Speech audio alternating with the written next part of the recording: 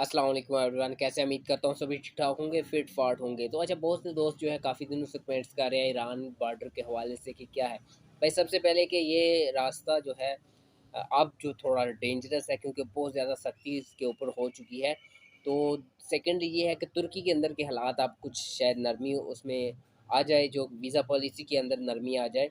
और इसके अलावा जो पाकिस्तानी या कोई भी गैर मुल्की इंडियन, बांग्लादेशी, इसके अलावा अफ़गानिस्तान, इसके अलावा दीगर कंट्रीज़ के जो कि गैर कानूनी या तारकीन वहाँ पर मौजूद हैं, तारकीन पाकिस्तानी भी तारकीन वतन हैं, इंडियन भी हैं, बंगाली भी है, नेपाली भी हैं, इसके अलावा और भी दीगर कंट्रीज़ के जो कि 40 लाख के करीब जो कि वहाँ पर महाजरीन और तारकीन वतन तुर्की के अंदर मकीम है, जो कि उनके लिए शायद थोड़ी नरमी हो जाए, क्योंकि तुर्की के सदर रजब तैयब एर्दोगान दोबारा जो कि उन्होंने ओहदा संभाल लिया है, दोबारा वो इलेक्शन जीत कर दोबारा जो कि सदारती उम्मीदवार बन गए हैं, सदर बन गए हैं।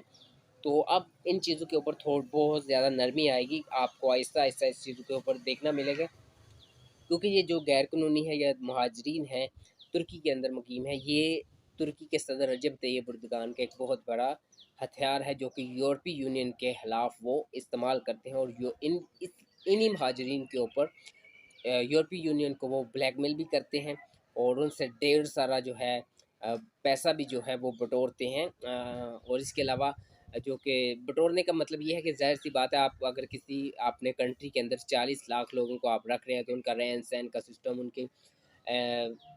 उनको रोज़गार फ्राहम करना, उनका मतलब रहाइश वगैरह का सिस्टम, ये सारा कुछ उसी के ऊपर बिना पर आता है।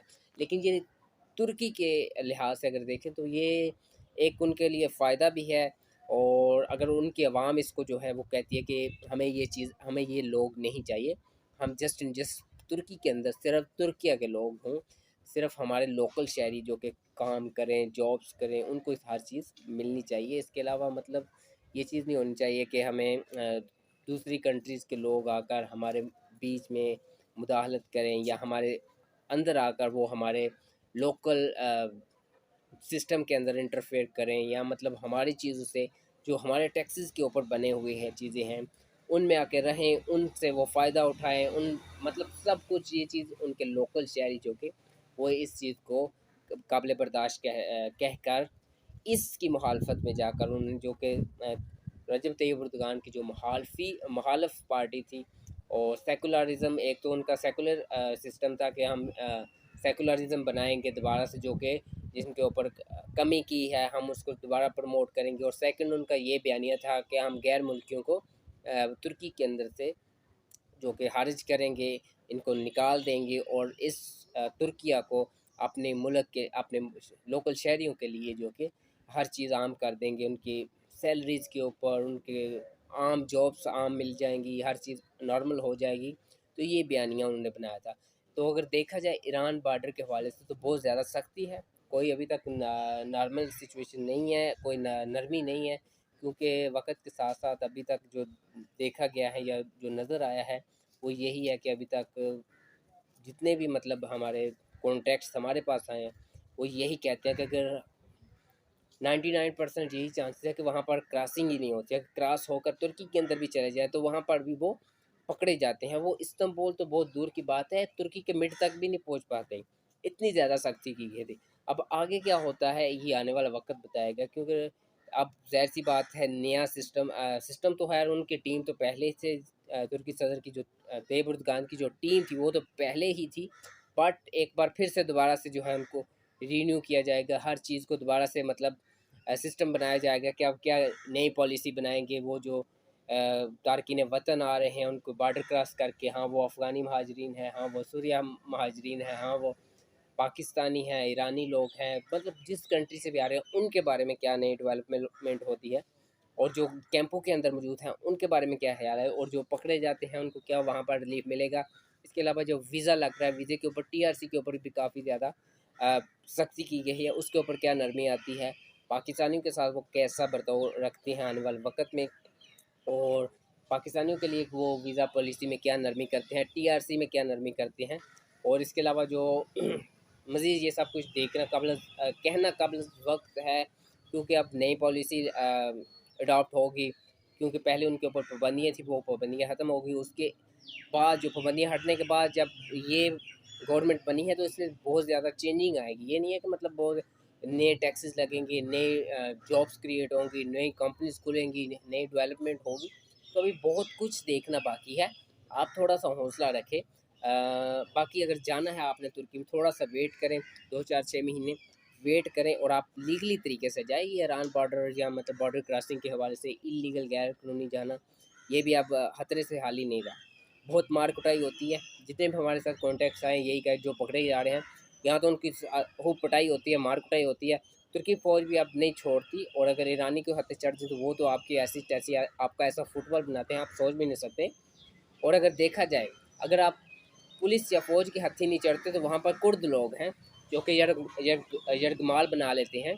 यरगमाल बनाने के बाद आपसे जो आपके पीछे घर वालों से वो भारी रकम का जो है मुतालबा करते हैं, अगवा बराए तावान के हवाले से, या अगवा बराए तावान वसूल करने के लिए वो आपको किडनैप करते हैं। आपकी जान को भी खतरा है, क्योंकि आप अगर खुदा ना खास्ता आप जाते हैं, आप वहाँ से पकड़े जाते हैं। एक तो आप मतलब यहाँ पर पहले आप जान अपने खतरे में डाल के आगे अगर आप मतलब ऐसे लोगों के हत्थे चढ़ जाएँ जो अगवा करते हैं, वो आपको मार कुटाई करेंगे, आपको यरगमाल बनाएंगे, आपके घर वालों को पीछे से वो फोर्स करेंगे, इतने अमाउंट दो, इतना पैसा भेजो, तो हम उसके बाद आपके लड़के को छोड़ेंगे। उसके बाद आपके जो है रिश्तेदार को, दोस्त को, जो भी होगा उसको छोड़ेंगे। लेकिन उसके उनका क्या यकीन है, इतबार है कि मतलब आपसे पैसे लेने के बाद भी आपको वो छोड़ते हैं, नहीं छोड़ते, ये भी कहना कुछ है नहीं। क्योंकि जो चला जाता है अब उनका कॉन्टेक्स्ट तो मतलब खास होता नहीं है। अगर कॉन्टेक्स्ट किसी के पास होता भी है तो वो यही होता है, या जिस एजेंट के साथ आपने भेजा उसके साथ होता है। तो या फिर अगर मतलब कोई किस्मत हो तो वो खुद आपका जो रिश्तेदार है, ज़िज़ोकार है, आपका फैमिली मेम्बर है, वो कहीं उसको सिम मिलती है या सिम खरीदता है तो वो कॉन्टैक्ट कर सकता है। वरना तो नहीं। अगर मोबाइल ही नहीं होगा, अता पता ही नहीं होता, तो फिर आगे से एजेंट लोग भी यही कहते हैं, जी भाई हाँ कॉन्टैक्ट हमारा हुआ था और जिनके पास हमने भेजा है ऐसे वैसे। तो एजेंट्स कौन सा अपनी बात में रुके रहते हैं।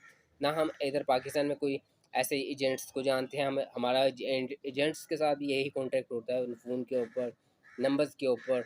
तो इसके अलावा तो हम पर्सनली उनको भी नहीं जानते। तो इसलिए ये खतरे से हाली नहीं है। और इसके अलावा जो देखें तो लीबिया के रास्ते में अब जो ये ट्रेंड चल गया है, पाकिस्तान के बहुत से शहरों में हमने देखा है कि लीबिया का रास्ता इस्तेमाल किया जा रहा है।